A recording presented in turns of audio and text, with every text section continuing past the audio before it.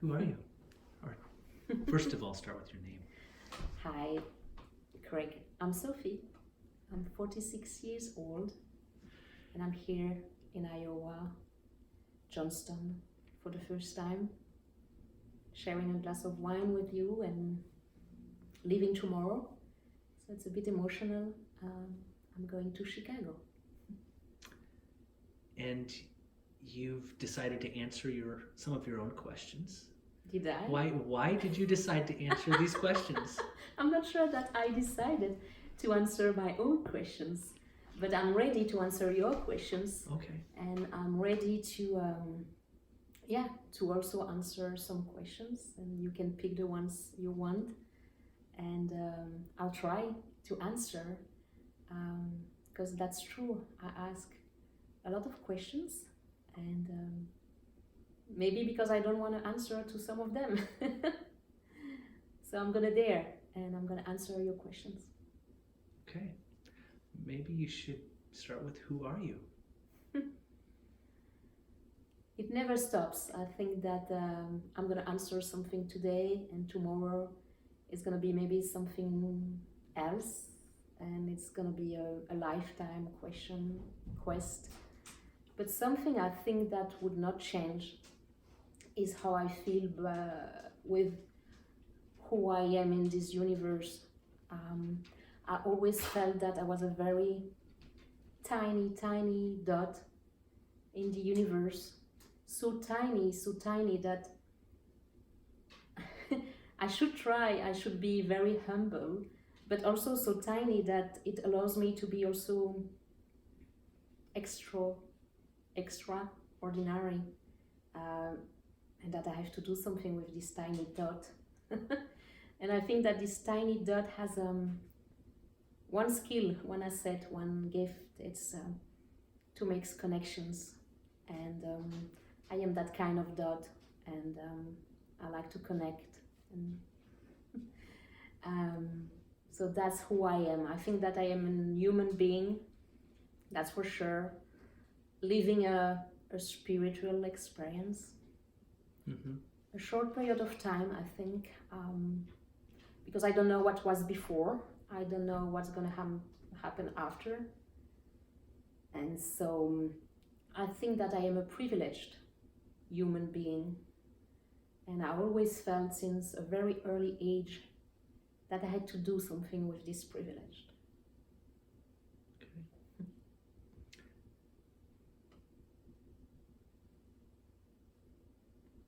What is your joy? What brings you joy? A glass of wine with someone that I can share the experience with, that's for sure.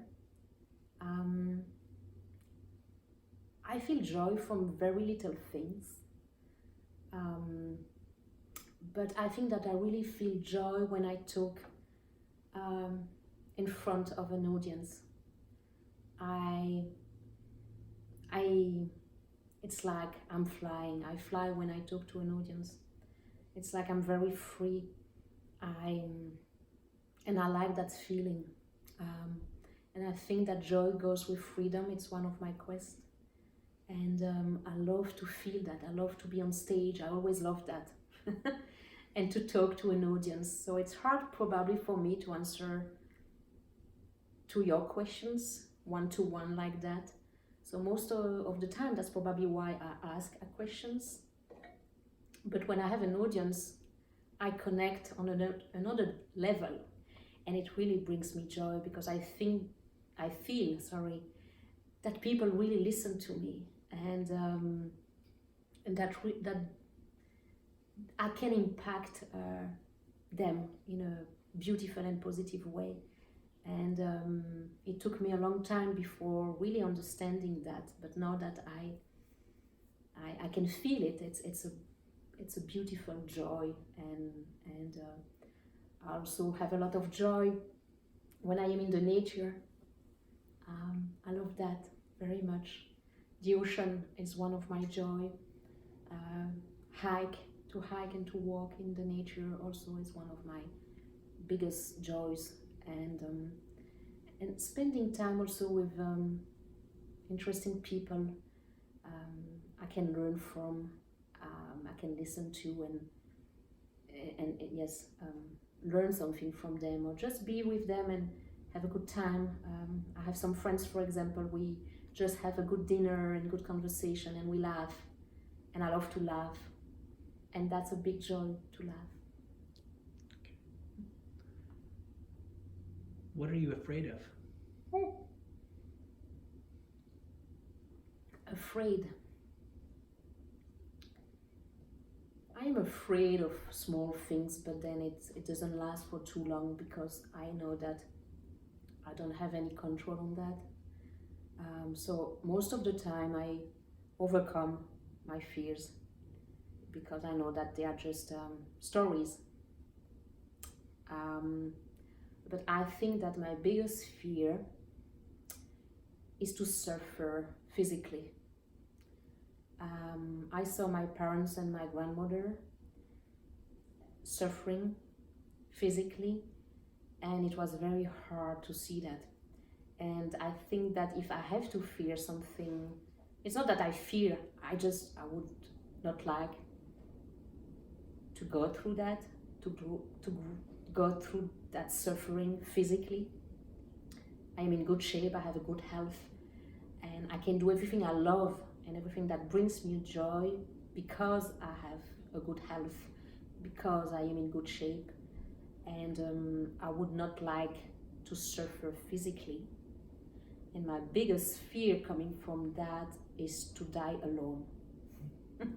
I don't know why, but it has always been one of my biggest fear. It's not to die, it's to die alone. I would prefer to be surrounded and to have the possibility to say goodbye or to say something. And it was very important for me to be there for my parents till really the last breath. And because it was my fear. So I hope that in a way or another I will not going to realize that I am dying, or I am going to be surrounded. Okay.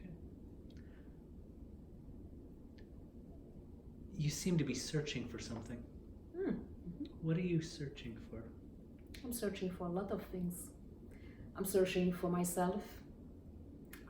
I'm searching for more understanding of others and the world I live in. And ultimately, I'm searching about myself. Because when you are interested in others, you are interested in what's going on in the world, ultimately you learn more about yourself. So I think that I've been always a seeker. Since a very young age, I was interested in finding meaning in everything. It was very important for me. I am very interested in freedom. It has always been very, a quest for me to be free, to be completely free. And freedom is important for me. I'm not completely free, I think, but that's a quest. And truth, of course, goes with that. What is the truth? What is my truth? They are just words, but powerful words, and that's what I am looking for. And probably it goes also with beauty. And I don't think that I search for beauty. I see beauty. And I think that in everything I do, I try to show this beauty to all the people who are willing to listen to me. Because it started with my own family, with my parents, my sisters, my at school, my colleagues. I felt that people were not really, they were not able to see that, the beauty that I was seeing, and I tried very hard to try to show them, and I was a bit, it took me a long time before to find the good tools, a good way to show them this beauty. Yeah. So yes, I am definitely a seeker, And it started a long time ago, and it will never stop.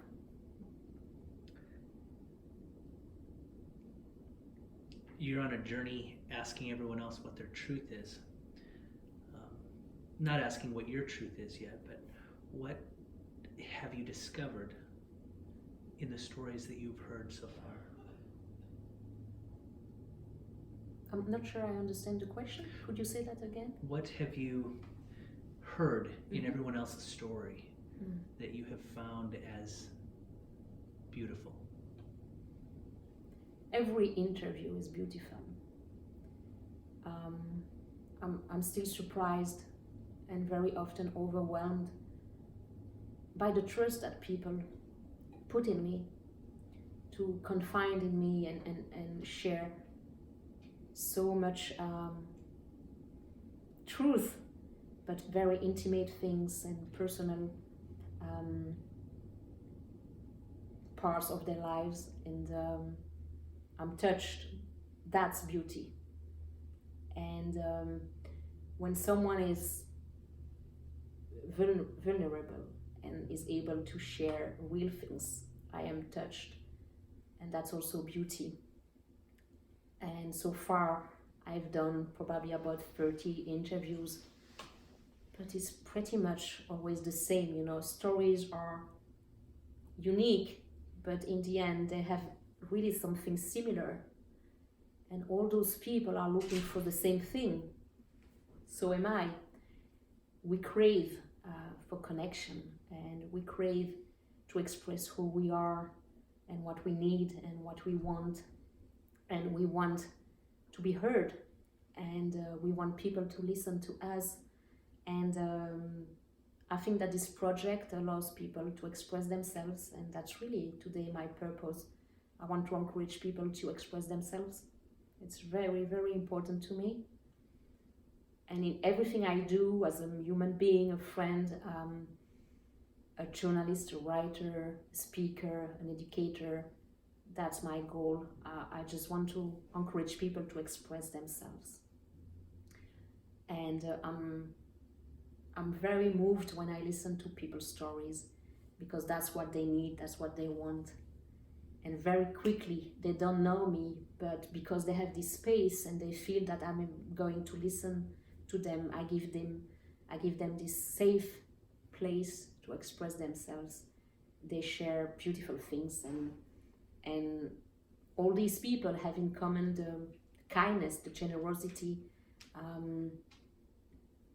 of every human being. That's how we were born, I believe.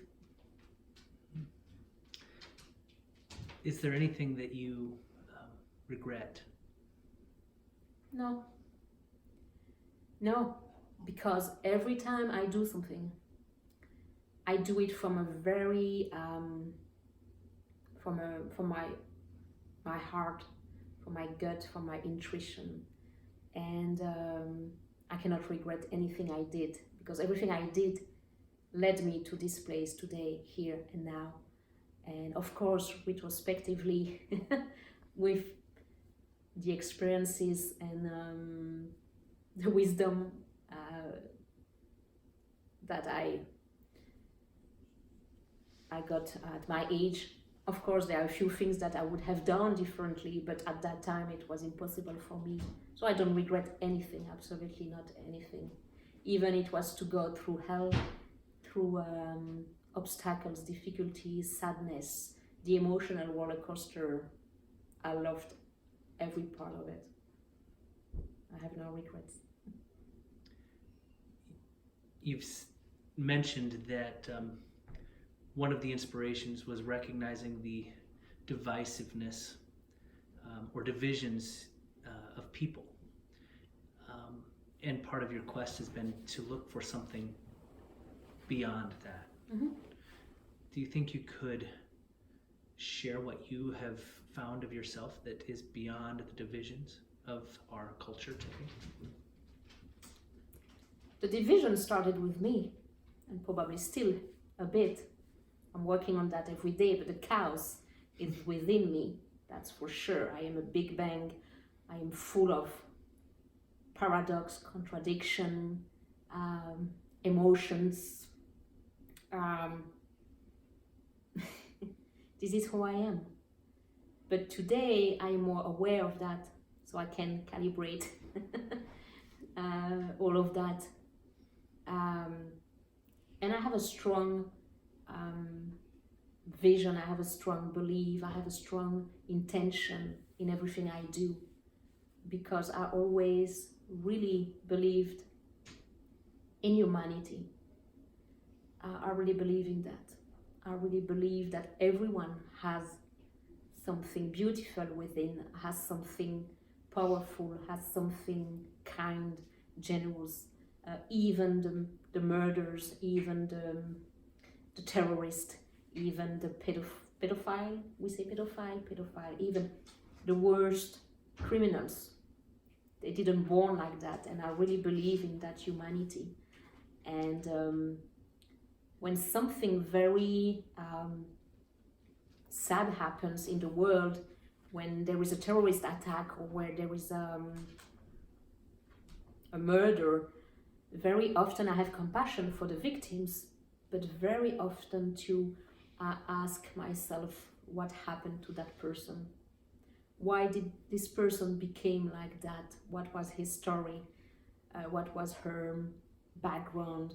Who did she meet to become like that? Or who didn't she meet to become like that? And I think that too often we forget about what happened before, what's the source of the problem. It's the same today, what is happening in the United States. And I understand that a lot of people disagree with what Donald Trump is doing. I can totally relate to that and understand that. But I think that there is something beyond politics, and that we have also to ask ourselves, how did we allow that? How was it possible for the people who think that Donald Trump is something very dangerous for the United States? I think that it's always very easy to blame others and to criticize and to complain about the situation. And I did that a lot too. But then when you put yourself as a victim, you don't change anything.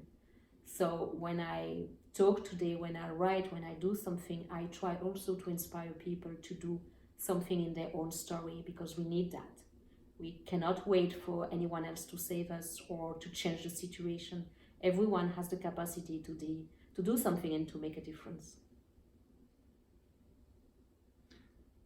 We've talked a little bit about the divine. What is your belief or faith look like to you?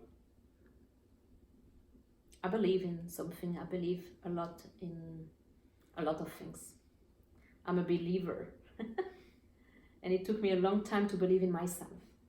So today I like to say also that I believe in myself. But I really believe that there is something bigger, greater than ourselves, than us human beings. And I didn't believe that when I was 18. I was really an atheist. I really believed that we were like machines, it was on, we live, off, we die.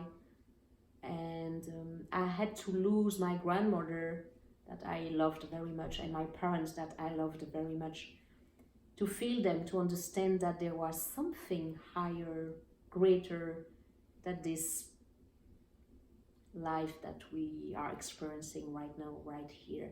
I didn't feel the big void, the big sadness, the big, they're gone, I'm sad. I didn't feel that. And that's what I expected. I'm gonna be devastated. I am not going to survive that loss. And I lost them in only 10 years. And it was not the big devastation I thought it would be.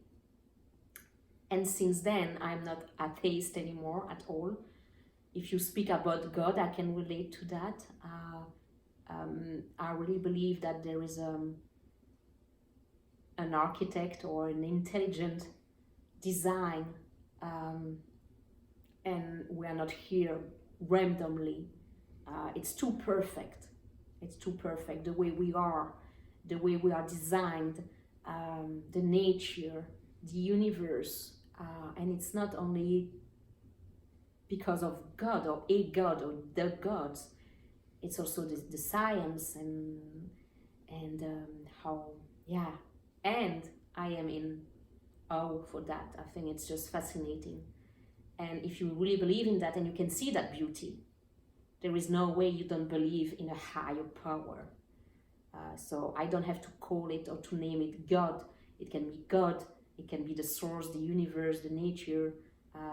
But I definitely believe that there is something beyond beyond this existence. What is your truth? I love this question. And right now, right here, my answer is still my truth, the first one, because there are many. And interviewing people, I understand that everyone has his or her own truth. And there are many. Mine right now, right here, is that we are a miracle. This existence that we are experiencing, that we experience, is a miracle. And it's a very short period of time. As I said, we don't know what's before, we don't know what's going to be after. And I'm always surprised or sometimes sad to see what people have decided to do with this short period of time. I think that, especially in our countries, privileged countries, we are very privileged, and it's a privilege to live. We are here, we breathe, and what do we do with that? What do we do with our privilege? And some people have decided to waste that privilege. They live like ghosts, or they live like slaves. They sleep or they obey. Other people have decided that money, power, and sex is the most important things on this earth. That's what my grandmother used to say. And I could agree at some point. It's important, money, we need money. Power could be a good thing. It depends how you use it. And sex could be a beautiful thing. It depends how you use it.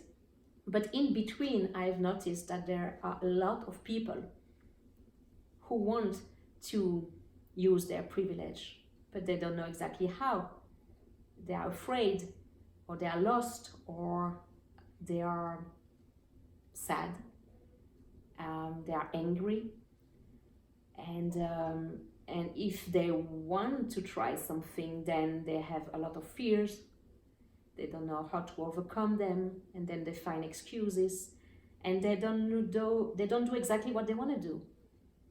So there are a lot of lost people. They don't know exactly how, why, what to do. And so my truth is simply every day to remember that we are a miracle.